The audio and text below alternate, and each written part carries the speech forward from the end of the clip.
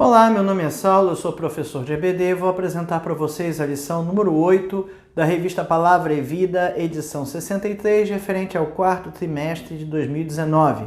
A revista Palavra e Vida é editada pela Convenção Batista Fluminense e está disponível gratuitamente para download no site batistasfluminense.org.br. Essa edição tem por título Motivações Cristãs, Estudos em 1ª e 2ª Pedro, foi escrita pelo pastor Samuel Muri de Aquino. A lição número 8 tem por título A Vida Cristã e o Sofrimento, e o seu texto básico está em 1 Pedro 4, de 12 a 19, que eu vou passar a ler. Amados, não estranheis o fogo ardente que surge no meio de vós, destinados a provar-vos, como se alguma coisa extraordinária vos estivesse acontecendo. Pelo contrário, alegrai-vos na medida em que sois coparticipantes dos sofrimentos de Cristo, para que também na revelação de sua glória vos alegreis, exultando. Se pelo nome de Cristo sois injuriados, bem-aventurados sois, porque sobre vós repousa o Espírito da glória de Deus e de Deus. Não sofra, porém, nenhum de vós como assassino, ladrão, malfeitor, ou como quem se intromete em negócios de outrem. Mas, se sofrer como cristão, não se vergonhe disso, antes glorifica a Deus com esse nome. Porque a ocasião de começar o juízo pela casa de Deus é chegada. Ora, se primeiro vem por nós, qual será o fim daqueles que não obedecem ao Evangelho de Deus? E se é com dificuldade que o justo é salvo, onde vai comparecer o ímpio? Sim, o pecador. Por isso, também os que sofrem, segundo a vontade de Deus, encomendem a sua alma ao fiel Criador na prática do bem. Bom, a primeira pergunta que surge até do título dessa lição é: e crente sofre? Sofrimento. Crente tem sofrimento? Tem sofrimento. É isso que Pedro está dizendo aqui. Os judeus, o povo judeu, por natureza, sempre tiveram algum tipo de problema, de perseguição, sempre tiveram brigando com alguém. A verdade é essa, né?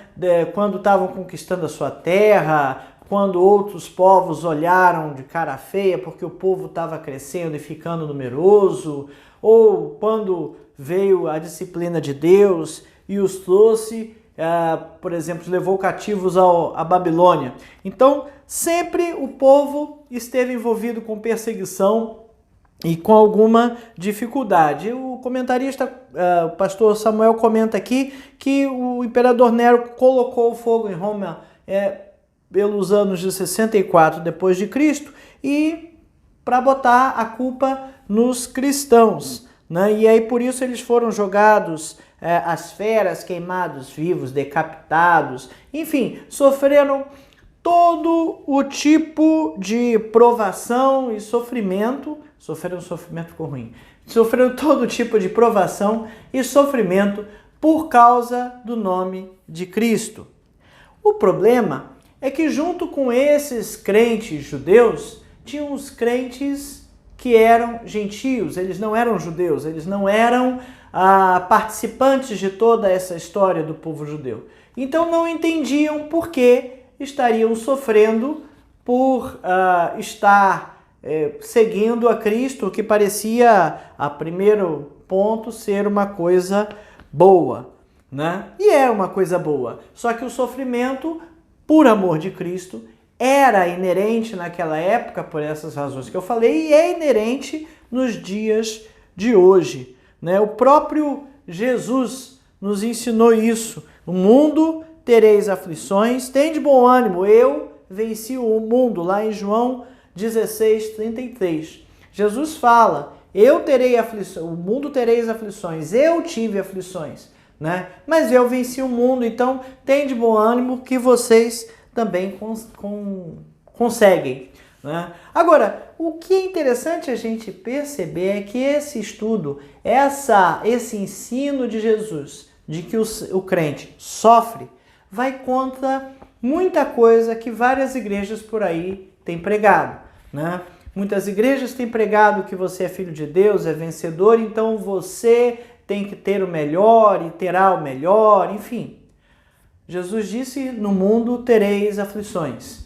Né? Ah, mas Deus não é um Deus de vitória? É, mas para ter vitória tem que ter luta. Né? Ele disse que teríamos aflições, mas que venceríamos. A vitória é nossa, mas terá a luta. Terá a luta e ela virá, muitas vezes, acompanhada ou recheada por sofrimento. Bom, o primeiro tópico que o pastor Samuel elegeu para falar aqui é: ser cristão não nos isenta do sofrimento. Olhemos então o versículo 12. Amados, não estranheis o fogo ardente que surge no meio de vós, destinados a provar-vos, como se alguma coisa extraordinária vos estivesse acontecendo. Não estranhar as provações. As provações são inerentes à vida cristã. Né? Não é para olhar para essas provações como se fosse alguma coisa extraordinária, uma coisa, poxa vida, isso não deveria estar acontecendo. Vamos lá, o sofrimento, pelo nome de Cristo, é inerente à vida cristã. Né? Lá em João 15, de 28 a 23, Jesus explicita melhor essa história do ódio do mundo por ele. Né? João 15, de 18 a 23, diz assim: se o mundo vos odeia, sabei que primeiro do que a vós outros, me odiou a mim. Se vós fosseis do mundo, o mundo amaria o que era seu. Como, todavia, não sois do mundo, pelo contrário, dele vos escolhi, por isso o mundo vos odeia. Lembrai-vos da palavra que eu vos disse: não é o servo maior do que o seu senhor. Se me perseguiram a mim, também perseguirão a vós outros. Se guardaram a minha palavra, também guardarão a vossa. Tudo isso, porém, vos farão por causa do meu nome, porquanto não conhecem aquele que me enviou. Se eu não viera, nem lhes houvera falado, pecado não teriam, mas agora não tem desculpa do pecado. Quem me odeia, odeia também a meu Pai. Não é o servo maior do que o seu Senhor. Então Jesus está ensinando assim: olha, estão me odiando o que eu estou fazendo. Vão odiar a vocês também. Nós devemos ser odiados cada vez que a gente tentar pregar o Evangelho de Cristo. É natural. Poxa, mas por quê? É porque eu falei uma palavra áspera? Não, você não deve falar uma palavra áspera. Você não deve desrespeitar os outros. Você nem precisa, né? Não deve, não precisa e não pode. Porém, o simples fato de pregar a salvação de Cristo faz com que o mundo nos odeie. Há sempre um propósito maior estabelecido por Deus em nosso sofrimento. Seja testar a nossa fé por meio da aprovação, seja testar a nossa fidelidade e amor. Tanto no Antigo Testamento como no Novo Testamento, a gente vê esse tipo de coisa. Então, a gente vê, por exemplo, a história de Jó. Jó era um homem temente a Deus, reto, Deus o amava e amava tudo o que ele fazia. Ele via em Deus um homem, Deus via em Jó um homem totalmente reto. E aí ele deixou, o inimigo ir lá e perturbar a vida de Jó. Para quê? Com que propósito? Prová-lo, testá-lo e aumentar a sua fé. Agora, dentro dessa provação, desses testes, o sofrimento vem para o ser humano como uma coisa injusta. Não há o que a gente sofrer uma prova, sofrer um teste e achar isso normal. Deveríamos. Mas, de fato, não fazemos. Por que não fazemos? Porque sofrer para o ser humano não parece ser uma coisa natural. Mas em tudo dai graças, porque essa é a vontade de Deus. O sofrimento que vem para que sejamos provados. e consigamos crescer e aprender. Romanos 5, de 1 a 6, diz assim, justificado, pois, mediante a fé, temos paz com Deus, por meio de nosso Senhor Jesus Cristo, por intermédio de quem obtivemos igualmente acesso, pela fé, a esta graça, na qual estamos firmes e gloriamo-nos na esperança da glória de Deus. E não somente isso, mas também nos gloriamos nas próprias tribulações, sabendo que a tribulação produz perseverança, e a perseverança, experiência, experiência, esperança. Ora, a esperança não confunde, porque o amor de Deus é derramado em nosso coração pelo Espírito Santo, que nos foi outorgado. Não há como ter um amadurecimento, não há como ter uma fé maior sem que sejamos provados. A gente não gosta muito disso, diga-se de passagem, é verdade. Todo mundo acha bonito fazer um curso, mas quando fala prova, ai meu Deus do céu, vou fazer uma prova e todo mundo fica nervoso. O ser humano não gosta de ser provado. Mas se não for provado, não há mérito, não há avaliação e não há como melhorar. Quando a gente pede a Deus que aumente nossa fé, cuidado, vai vir prova aí. Você está pedindo para que Deus lhe mande provas, para que Ele teste a sua fé. E não há outro jeito de testar a sua fé, senão mediante provações. Pediu fé, vai vir provação, vai vir problema.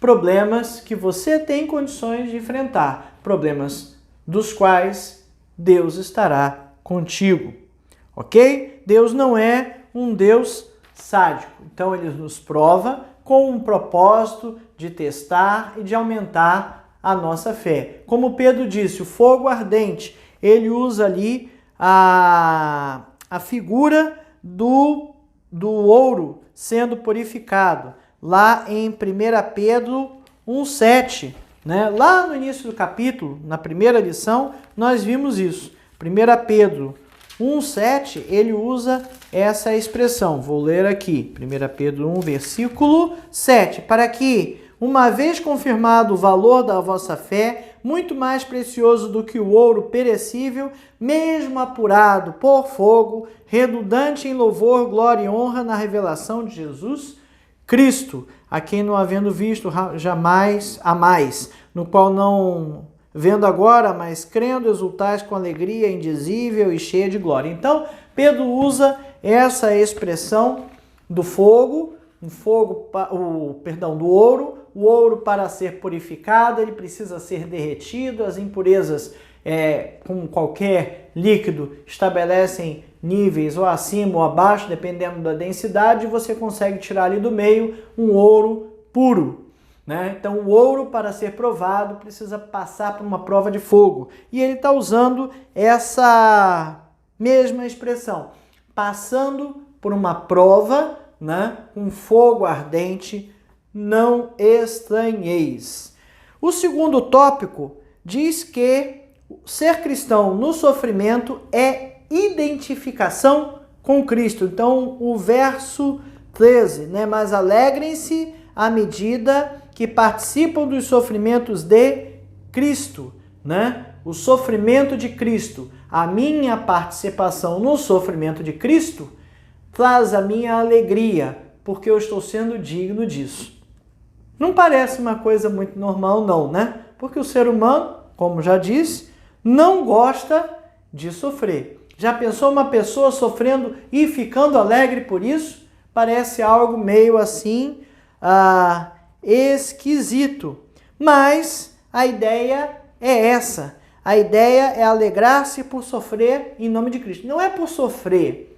Veja, não é por sofrer. É por sofrer em nome de Cristo. A Bíblia mostra ali no Novo Testamento alguns exemplos de homens que sofreram em nome de Cristo. Lá em Atos 5, versículos 40 e 41, eu tenho lá o que o próprio Pedro, que está escrevendo essa carta, sofreu, né? Eles foram convencidos pelo discurso de Gamaliel, chamaram os apóstolos e mandaram açoitá-los. Os apóstolos saíram do sinédrio alegres, por terem sido considerados dignos de serem humilhados por causa do nome de Jesus. Que esquisito, né? Mas não é para ser esquisito. É para ser normal. Foi isso que Pedro começou aqui dizendo. Não estranheis quando vocês forem provados por um fogo ardente. Não estranheis quando vocês foram provados por amor de Cristo. O amor de Cristo é falar de Cristo e ser provado e passar sofrimento por isso é correto. Alegre-se, porque você tem parte com o sacrifício de Cristo, se isso lhe ocorrer. A alegria vem com uma promessa a ser desfrutada na glória futura. Sofre aqui, mas depois teremos um grande galardão. 1 Pedro 4,13, a segunda parte do versículo B, para que também, quando a sua glória for revelada, vocês exultem com grande alegria. Quando a glória de Deus for revelada, nós que podemos pregar a Cristo e participar do seu sofrimento, né? Sofremos por amor a Ele, poderemos no futuro gozar desta glória. Mateus 5, de 10 a 12, né? Jesus está lá de novo ensinando aos seus discípulos. Mateus 5, de 10 a 12, diz assim: Bem-aventurados os perseguidos por causa da justiça, porque deles é o reino dos céus. Bem-aventurados sois quando por minha causa vos injuriarem e vos perseguirem, e metindo disserem todo o mal contra vós. Regozijai-vos e exultai, porque é grande o vosso galardão nos céus. Pois assim perseguiram os profetas que viveram antes de vós. A gente não pode esquecer que a nossa vida aqui é passageira e transitória. Ah, mas se eu viver 150 anos, que é muito difícil? Não é impossível, é muito difícil. Mas, por uma vida eterna, 150 anos não é nada. Então, precisamos ter em mente, né, que o que a gente precisa é estar com os nossos olhos focados em Cristo. O apóstolo Paulo, em Romanos 8, de 1 a 18, também ensinou algo semelhante. Romanos 8, 18. Porque para mim tenho por certo que os sofrimentos do tempo presente não podem ser comparados com a glória a ser revelada em nós. Paulo está dizendo aqui, eu posso sofrer o quanto eu precisar sofrer aqui, porque o que virá será muito melhor. Agora, terceiro item que o pastor Samuel coloca aqui é causas reais do sofrimento na vida dos crentes, dos cristãos. Nem todo sofrimento está associado à questão de fé. Nem tudo que a gente passa, nem todo problema que nos assola é prova, é teste ou até mesmo é castigo. Por quê? A gente precisa ter um equilíbrio na hora de avaliar o que é que está acontecendo. Ora, se eu pecar, vou ter que arcar com todas as consequências do meu pecado. Se eu roubar, mas eu me arrependi. Mas eu roubei. Então, serei preso, vou para a cadeia, vou cumprir pena, enfim, vou fazer tudo o que precisar fazer. E vai ser sofrido. Não venha me dizer que eu vou para a cadeia por amor a Cristo. Não é isso. Então eu fui para a cadeia porque eu roubei.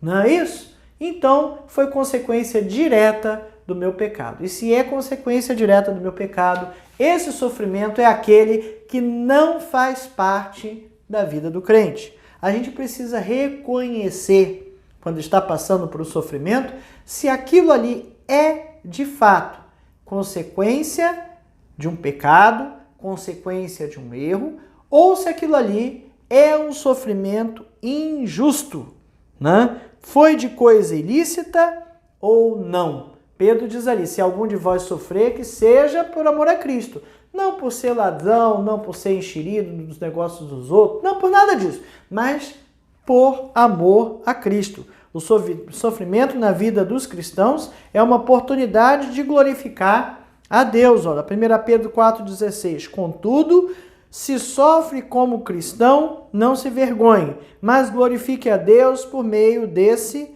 nome, né?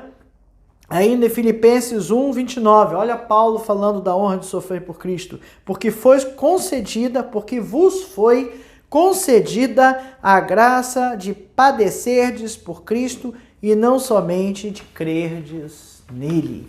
Então, uma coisa que precisa ficar muito certo e muito evidente. Talvez seja um ponto importante, ou talvez o mais importante a gente ver aqui. Eu diria 2, né? Crente não tem vida fácil. Se você é crente mesmo e prega o evangelho a toda criatura, corre atrás, cumpre a missão, ide por todo mundo, pregar o evangelho a toda criatura, batizando em nome do Pai, do Filho e do Espírito Santo, claro, a gente faz isso através de pastores, ensinando-as a guardar tudo o que eu vos tenho mandado, tanto em Jerusalém, Judéia, Samaria, até os confins da terra. Enfim, se você está disposto a fazer isso, sua vida não será fácil porque problemas virão e dificuldades virão. E esses sofrimentos, sim, esses são por amor a Cristo. Agora, no momento que você está sofrendo por um ato errado, por um ato ilícito seu, você não, por favor, não impute isso a amor a Cristo. Não coloque na conta de Cristo aquilo que está na tua conta. Não posso eu colocar na conta de Deus um sofrimento que tem a ver com algo que eu fiz. Digamos que eu vivo a minha vida me alimentando mal. Lá para frente, com tantos anos de idade, lá eu vou ter um problema de saúde grave, né? E aí esse problema de saúde grave, oh meu Deus, é um sofrimento. É um sofrimento que eu busquei ao não respeitar e não cuidar daquilo que Deus me deu, que foi meu corpo. O nosso corpo é o templo do Espírito Santo. Então temos que cuidar dele da melhor maneira possível. Consequência do que fazemos, né? Não é sofrimento de crente. Não é sofrimento de crente no sentido assim, não é aquele sofrimento do qual o crente tem que se alegrar. Esse ele tem que ficar alerta e corrigir. Autoavaliação. Precisamos avaliar com todo cuidado se aquilo ali é ou não resultado de um ato ilícito, de uma coisa errada, ou se aquilo ali é o sofrimento por causa da pregação do Evangelho, por causa do amor a Cristo. O sofrimento é um convite para uma avaliação sincera em relação à vida cristã. Sempre que se está sofrendo, muitas vezes a gente tem dúvida se aquilo ali é uma provação ou foi consequência. Olha a história de Jó. Vou voltar a Jó de novo, né? Jó, o livro de Jó, os primeiros capítulos ali é desesperador, porque Jó tinha muitos filhos, muitos bens, muito gado, celeiros, e começa lá nos primeiros capítulos porque veio um mensageiro e disse que o gado morreu, o outro mal acaba de contar, vem outro e diz que o celeiro caiu, e mal acaba de contar e vem outro e diz que os filhos morreram, e as coisas começam a acontecer. E o que Jó tem que pensar? Ora, o que eu fiz de errado? Então, o sofrimento é sempre um motivo, uma oportunidade de autoavaliação. Avalie-se no momento do sofrimento.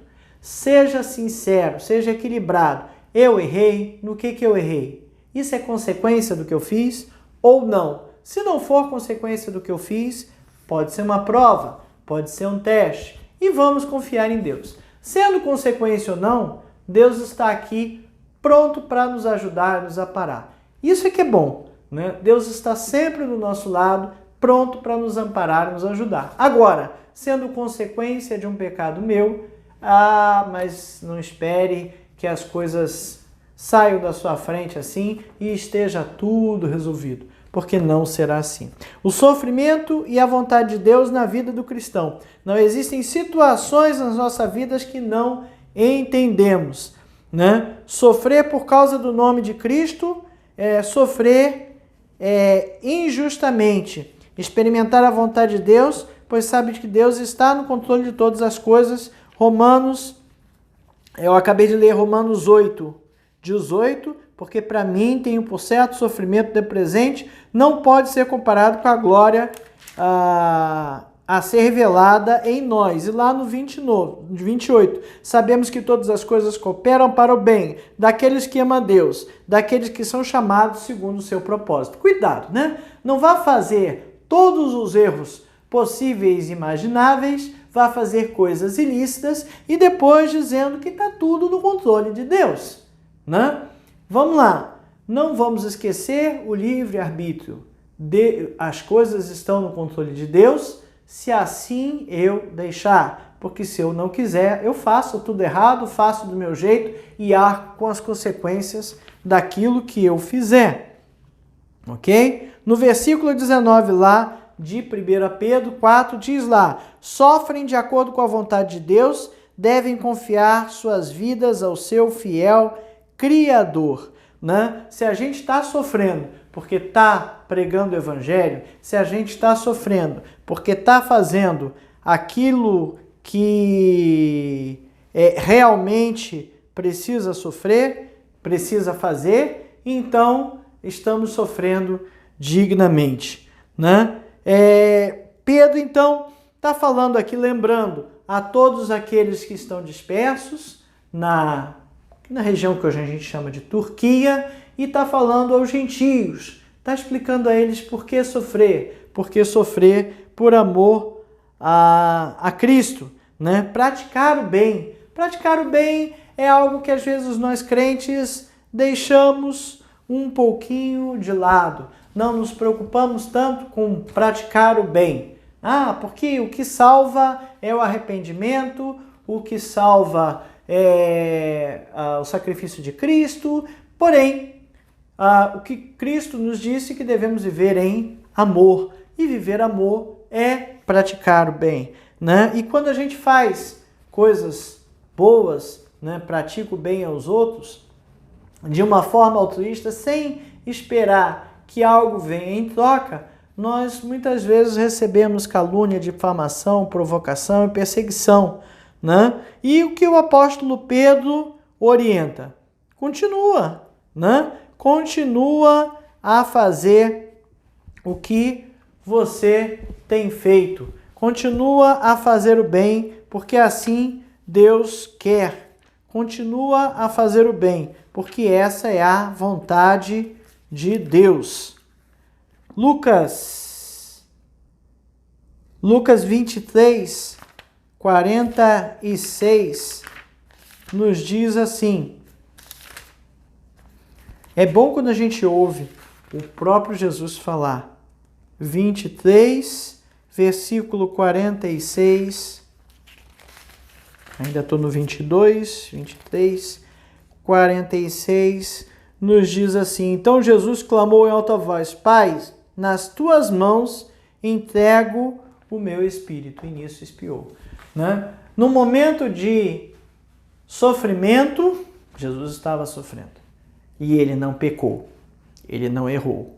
Então Jesus estava sofrendo e no seu momento de maior sofrimento, o que ele fez? Ele simplesmente entregou na mão de Deus. Será que eu e você conseguimos fazer isso? Será que nós conseguimos ter discernimento para entregar o nosso sofrimento, a nossa vida na mão de Deus? Tá, mas eu errei e estou pagando pelos meus erros. Tá, ok, Deus pode nos ajudar. É importante que a gente se arrependa dos nossos pecados.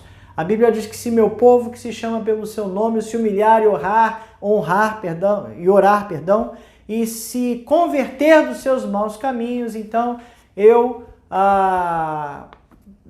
sararei o seu pecado, sararei a sua terra. Então, se a gente se humilhar, orar, se arrepender e se converter dos maus caminhos, Deus com certeza nos ajuda, né? Não vamos deixar de arcar com aquilo que nós pedimos, né? Erramos, pedimos, temos a nossa consequência. A vida de pecado traz consequências que a gente vai ter que arcar mais cedo ou mais tarde. Traz sofrimento, mas não é desse sofrimento que a gente está falando. A gente está falando do sofrimento por amor de Cristo.